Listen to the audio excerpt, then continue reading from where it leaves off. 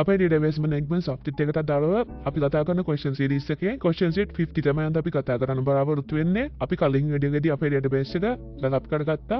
ඒ වගේම ඒකදී අපිට කිව්වා ඒ database එක අයින් කරලා දාන්න ඕනේ කියලා. ඊළඟට මේ question එකෙන් අපිට කියලා තියෙනවා අපි කලින් එකේදී ඒ ඔක්කොම අයින් කරගත්තා. දැන් ආපහු අපේ operating system එක අලුතෙන් install කරලා තියෙන්නේ. ඒ වගේම අපේ software එකත් අලුතෙන් install කරලා තියෙන්නේ.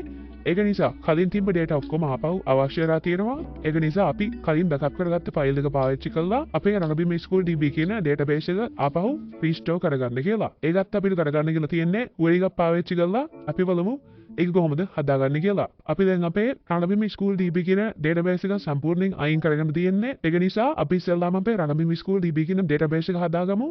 ඒකට අපිට mysql command line interface එක පාවිච්චි කරන්න පුළුවන්. මම දැන් මේක open කරගන්නවා. මේක open කරගෙන අපිට පුළුවන් create database කියලා අපේ mysql DB කියන database එක හදාගන්න පුළුවන්. මේ විදිහට මේක execute වෙනවා. ඊළඟට අපේ headskill software එක ඉල්ල බලුත් එහෙම ඔයගොල්ලෝ බලන්න පුළුවන් අපේ mysql DB කියන එක අපව ඔබට හැදලා දෙනවා.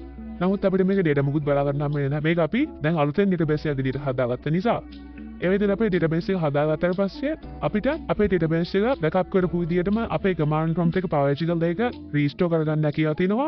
අපි ඒකට ඉස්සෙල්ලාම අපේ command prompt එක administrative විදිහට run කරගන්න ඕනේ.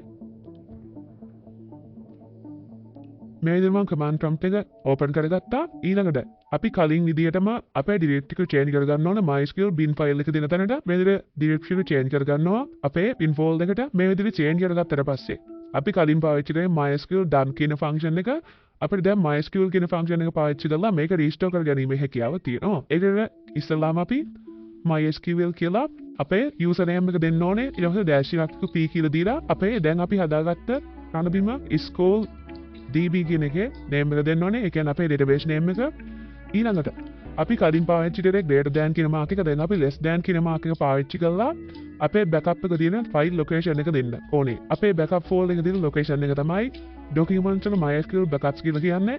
අපි මේ location එක මේකට දෙනවා. ඊළඟට අපි මේක execute කරගත්තට පස්සේ අපිට password එක එන්න ගන්න කියලා කියනවා. මේ විදිහට මේක password එක දුන්නාට පස්සේ අපි ආපහු return කරනවා අපේ location එක තියෙන තැනට.